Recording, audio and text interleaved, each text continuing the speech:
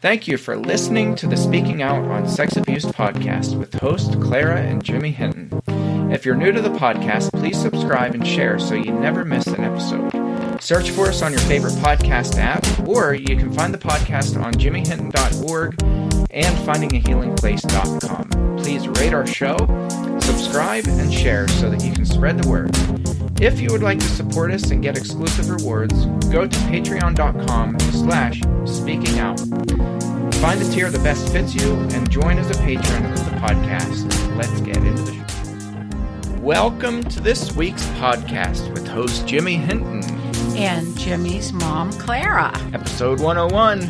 Can you believe it? I know. It's wonderful. It's nice, and we still don't have you a new chair yet. That's all right. 101 episodes. Jimmy worries about me in this chair, and I told him I love a straight back chair, but he's insistent he's got to get me a different one. Hey, we did order you one, though, and it does have a straight back, so it'll be here any day. Okay. Then we don't have to hear your obsessant complaining. This boy. Okay. It's quite the opposite. I've tried to give her a chair for a long time, and she keeps refusing.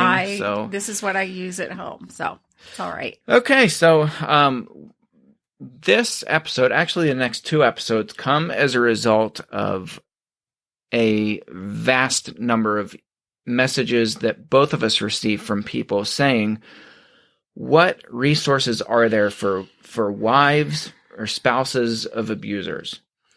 And I cannot tell you how many times that question has come to me in the last 3 weeks. Right. And I don't have a good answer. Well, the good answer is there are not a lot of resources out there, sadly. Yeah, and, that are specific for wives of abusers, especially of sexual abusers. You know, they're wives who have lived in a home. They're the wife of a pedophile, and that's it. And I call this the Silent Wives Club. Yeah, you don't hear much of anything except secretly, like through emails, like to you and to me, and I'm sure there are others, asking, what do we do? Where's the help? Where do we go from here? How did this all happen? I don't know what step one should even be. Yeah, and I want to make this distinction because I think this is really important. That's not to say that there are not resources for the wives or spouses of abusers who were themselves abused. Right. Because those organizations do exist. We have organizations that help victims of spousal abuse. Right. We're talking about people like you in a position where you were not sexually abused. No. You were not physically abused. No. Of course, there was the gaslighting and the mind games and things like that. Right. But you were not necessarily a victim of my father's abuse, your ex-husband. Not the sexual abuse. I lived in a home where that occurred. Right. And I was abused in a very intellectual way, I'll say, and an emotional way, a priming of me so that I believe I wouldn't catch on to the abuse that was going on. So that's what we're talking about. Right. So for people who are in your category, and I think there are lots and lots of you, what is there available? And if any of our listeners know of resources that are out there, support groups, be it books or organizations that are specifically designed to help the spouses of abusers, please let us know. We will link to that in our comments and on the website. I'll be happy to link to those. Right. When I was preparing thoughts for this, Jimmy, I was thinking if 1 out of every 3 girls, that's an average, is abused, we can say more or less. We don't know for sure. And 1 out of every 5, there is a wife/mother to that child that's being abused. Right. Which means that person needs help too. And like you said, where do you go for resources?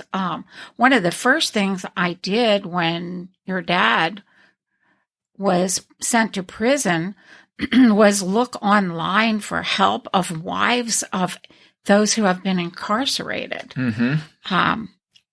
I didn't know what my what's my role now? I looked for help for wives. How do you explain to your children? How do you become suddenly mother and father? Your grandchildren? I printed off what I found, and it was like four little sections, paragraphs, and that was it. Yeah. That was totally it.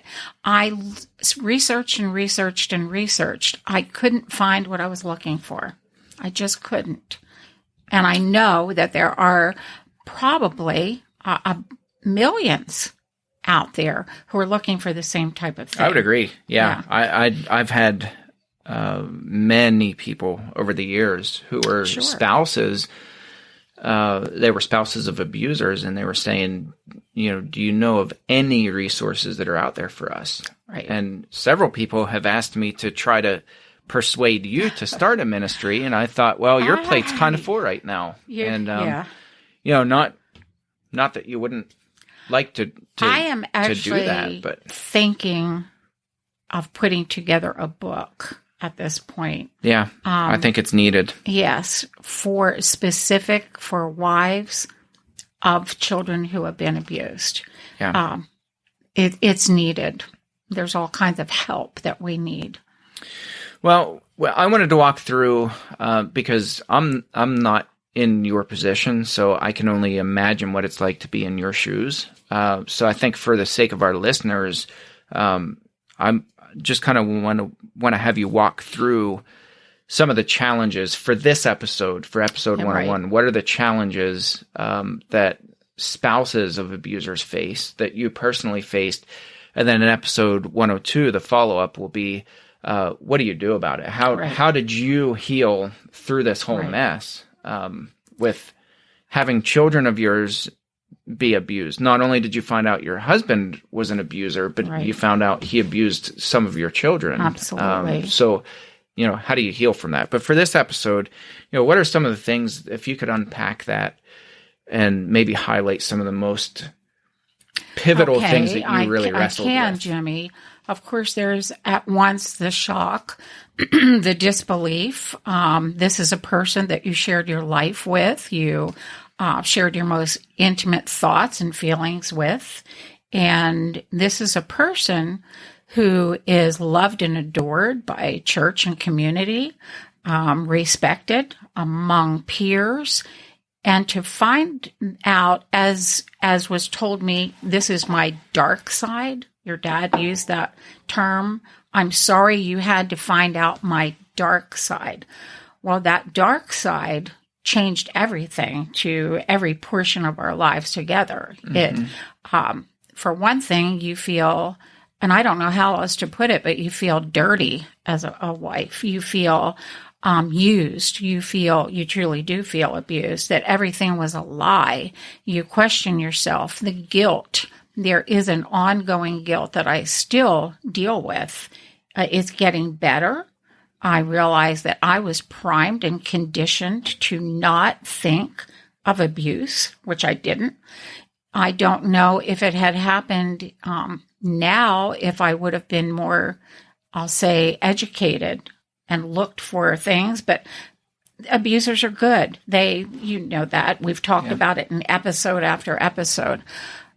Something that we don't often address that wives go through is when they support the abused child, they are distancing and cutting off ties with the husband, which is what happened in my instance.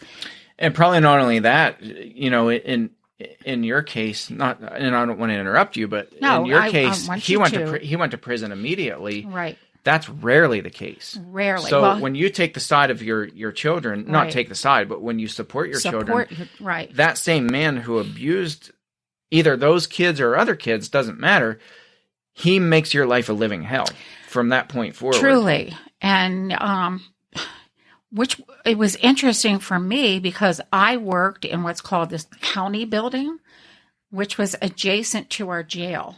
And Yeah, it's literally next door. yeah, we share the parking lot with the jail. My car was parked in the parking lot for those visitors who visit the jail. Yeah. So every day for 5 days a week, I pulled into that parking lot, and there was that constant nagging reminder that he was in there. Yeah. He did this. He's he there. was literally feet away from you. Feet away from me. And there is a torment there that is hard to explain. Along with that, though, is you have to deal with the disbelief of your community. You have to be prepared somewhat to answer questions. I mentioned in another episode, I was called in for questioning. My job was on the line. My superiors wanted to know what was my part in this abuse. Was I part of these lies? Was I part of this? It was incredibly hard to go through that because you're grieving so many losses, grieving the innocence of my children, grieving the fact that my children were abused in my home by my husband. That is torment. There are other things that happen immediately. And these things might not seem big to other people, but to the wife who is there alone suddenly, there are all kinds of adjustments emotionally, physically, and by that I mean financially. Suddenly, the income stops. Thankfully, I was a working mother and had enough income to keep our home and keep things going, thankfully. Not every wife does, and I think people forget about that too. Well, a lot of abusers keep them financially dependent. Exactly. So that, that's one if of the crap hits the fan, so to speak, that's less incentive for the wife to speak up or to defend the children or to turn him into the police or whatever, because they're desperate for the money. They need a house. They need a roof over their head. For themselves and their child right. or children. I'll never forget your dad's words to me. He said, I don't care if you and the kids go live in a tent. Go live where you want to live, like that. Yeah. Because I said, how am I supposed to keep the mortgage going? Well, thankfully I did, by the grace of God. But I know many, many wives have sent me emails and said, we've lost our home. We were in a homeless shelter for a while. Now we're in, going from apartment to apartment. Those are very real things that wives have to deal with. Absolutely. Very, very real things. And it's a tumble-down effect. The children that were abused then change locations, they change schools, they change churches. Anything normal that they felt is now not normal. Yeah. And when you think about the trickle-down effects, it's enormous. Yeah. Yeah, those ripple effects never end. No. And I think they do not. That's what I really want people to understand. One, that they're not alone. Two, that it's so common for the spouses of abusers to want to just throw their hands up and say, you know what, like, right.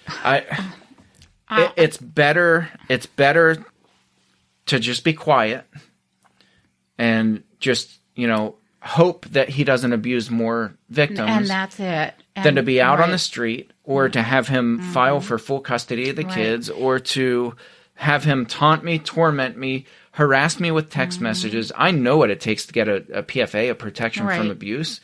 I've sat with women who have had guns held to their heads who could not get a PFA in Pennsylvania. And even if you do get a PFA, it's a piece of paper. Right. It's a piece of paper.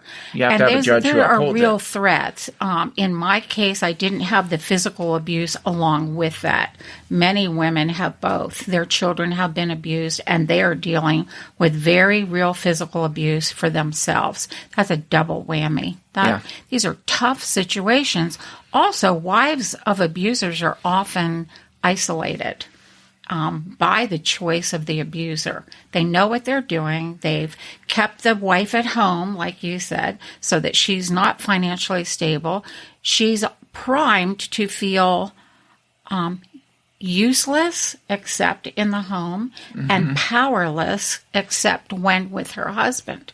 Yeah. And that's a horrific state of being.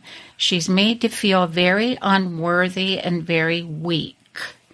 And that's on purpose. I truly believe that abusers are crafty and mastermind this whole setup so that in the public eye, this person is this wonderful husband, wonderful father, and at home, he's priming the setting for this woman to be very weak, very codependent on her husband, very much an at-home, stay-at-home person. And I know countless wives of abusers who are in that situation, and they've emailed me and said, I just chose the easier road. I understand that. I think to add salt to the wounds is whenever they hear from church leaders that, we just don't understand, because if things were really that bad, why in the world would you stay? Absolutely. That's not what they need. That's not what they need to hear. Ever ask the wife of an abuser or an abused wife, however you want to word it, why does she stay? Yeah. Wrong question. There are countless reasons why she stays. And I'll throw this in there, as an interjection. A better question is, what can we do to help? Absolutely. That's a much better question. That gets to the heart of the issue. It gets to the heart of the issue. What can we do to help you in this situation? Too many times, though, because the abuser is loved and adored in the public, and most often that's the case. And you and I have been doing 100 episodes together now, and we've talked about this countless times. How often these are leaders in the community, attorneys, lawyers, preachers, ministers, elders, deacons, teachers, just very professional people, loved and adored by many. The wife has always been in the background.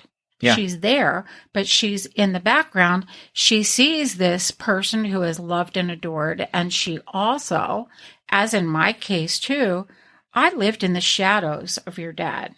I wasn't in the public. I did all I could do to make him really look better and better. I felt that was my job. I did what I could do to make him be a better preacher, a better father. I gave him, and sorrowfully now, alone time with the children. I felt that was something he needed. This is what the wife does. Then there's this sudden, you see what this man has been, or person has been doing, and you're shattered. The wife becomes shattered. Why doesn't she leave? How can she? Yeah. She's well, not, I think, I agree. And I think that's the salt in the wound is, those kinds of implied accusatory statements or rhetorical questions. Why didn't you, if this was so bad, why didn't you get out? The grinding of the salt, once it's inside of the wound, is, my God, why would you come forward now and hurt the reputation of such a good man? Yes. Which I heard countless times. Absolutely. Countless times.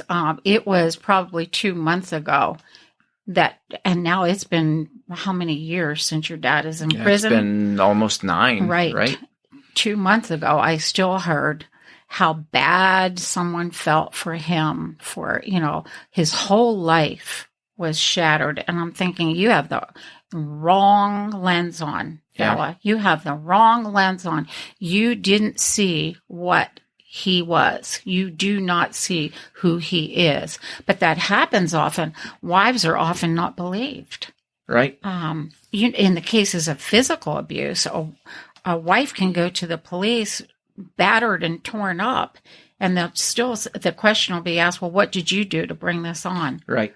And that's physical abuse. When there's mental and emotional abuse, spiritual abuse also, there are many women who are spiritually abused. Well, that brings me to a point, because there was something that I had said in I think 2 episodes ago, and actually it was one of our patrons reached out to me and said, I know you didn't mean it this way, but I had used the term, under this pressure cooker environment, right. There are people who snap. Mm-hmm. There are parents who snap, and right. because the cases of abuse are getting incredibly violent, definitely escalating. Yes. And, and she rightfully pointed out that, that's probably not an accurate term, because people don't snap and then just, one thing is common right now is parents setting their kids on fire. There was just a mother yesterday in Atlanta, right. Georgia. She sick about it. She pulled off the interstate, doused the vehicle, and set it on fire with her 14-month-old baby in the back seat. And that baby, for now, lived, but has severe burns up in Johnstown, 20 miles north of here, like 3 or 4 days ago. I saw that. A guy doused his kid in gasoline, 4-year-old son, and was going to burn the demon out of him. Thank God somebody intervened before he was able to do it. But,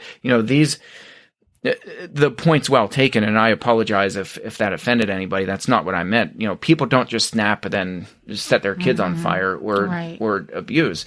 Right. Abusers are abusers are abusers. Thank you. Yes, and they are. The abuse is definitely escalating under these environments. Right. That has nothing to do with the victims. That has nothing to do with kids being more loud and obnoxious and being bored and they're stuck in the house. That has nothing to do with it. It has everything to do with the abuser.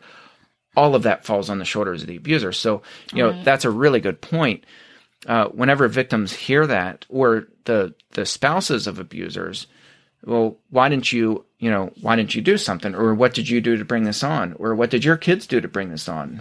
How were they dressed? On and on and on and on. What did they say? What did they, what was going on? Yeah, those are horrific things to Terrible. Say. To even think those things is horrific. Right. But then to say them, it just and to have to defend yourself. I felt like when I was called in and I had to make a defense for myself, I can't tell you how horrible that was. And I know wives have to do it all the time. Yeah. Defend themselves. Why didn't you leave? Why didn't you see this? Why did you Because stay? I couldn't. Right. It could I either couldn't see it, or I couldn't leave, or he threatened my life or my kids' life or my animals' lives, my pets' lives, or I could not leave. Nobody willfully stays in an environment in that kind like of environment. That. Nobody does. If people understand and take away only one thing today, please understand that. Yeah. Staying in that environment is not by choice. It's by a master mind manipulation going on that has primed the conditions so that you feel you cannot leave. It's being imprisoned. Seriously, it truly is. Yeah, it absolutely is. There are so many mixed messages, and this is something I still struggle with. There were kindnesses done to me in our home when I didn't deserve it.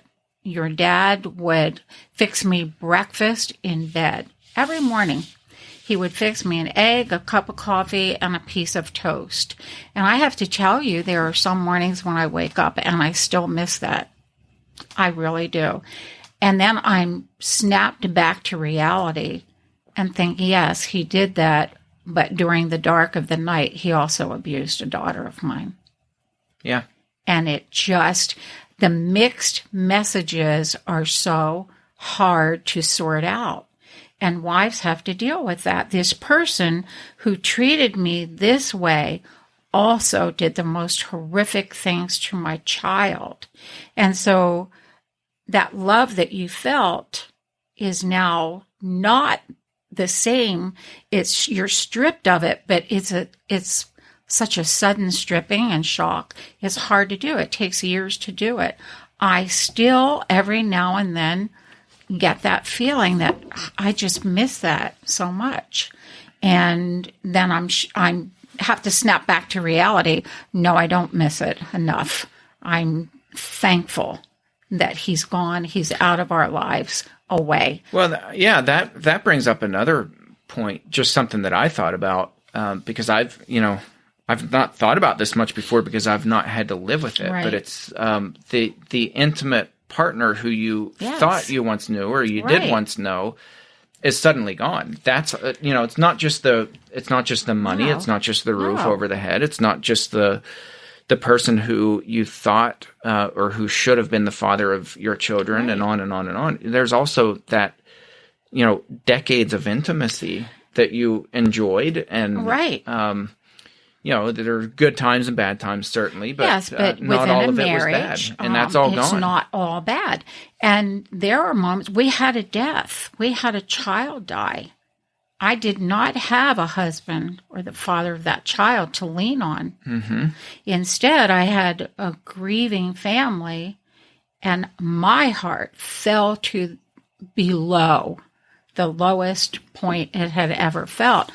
At the end of the day, I sat in an empty bed and cried week after week after week. There was nobody to share that. That was our son, Yeah. our child, and no one to share that with. Yeah. And those are the things that when stripped away, you think, how am I going to make it? But I don't want to end this session on a bad note, because at the end, I mean, we do have that strength. And before we close, I will say that. But that's a very big part also of the pull that pulls a wife to not leave that situation, because you've shared those most intimate moments. You've had a child with that person. You've shared sleepless nights together. You've shared fevers and broken legs and heartbreaks and all of the first, steps, all of those things together. And now it's like, it was all for what? Yeah. It was all a lie. Yeah. And that's how you believe. And it's hard to separate lie from truth. Well, I think it's important to lay this out, for this episode, Right. because the big message that I want people to hear is, people who've been through this, and there are lots of you who've been through this, you're not alone. No, Not at all. Not this is alone. incredibly common.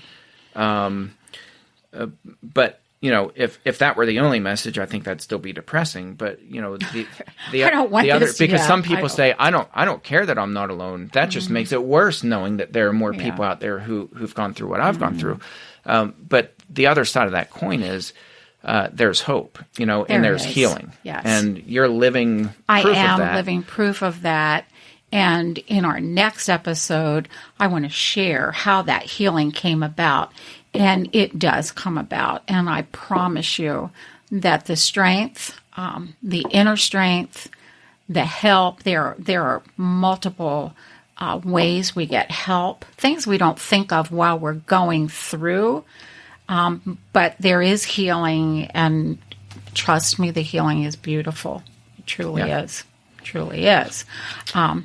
I don't know when I was going to say, I call it this silent epidemic that wives are facing, wives of abusers. And it is a silent epidemic, because your focus is on your child and your child's healing. I know that's another thing the wives of abusers go through, wives of children who have been abused. I still am not quite sure what to say when my daughters are going through a bad spell. I have one that's going through nightmares right now again, and she's going through a really rough time. And I'm not quite sure, what to say, what to do. It's touch and go. I don't want to make it harder for her. And here I am, trying to be mom, dad, everything.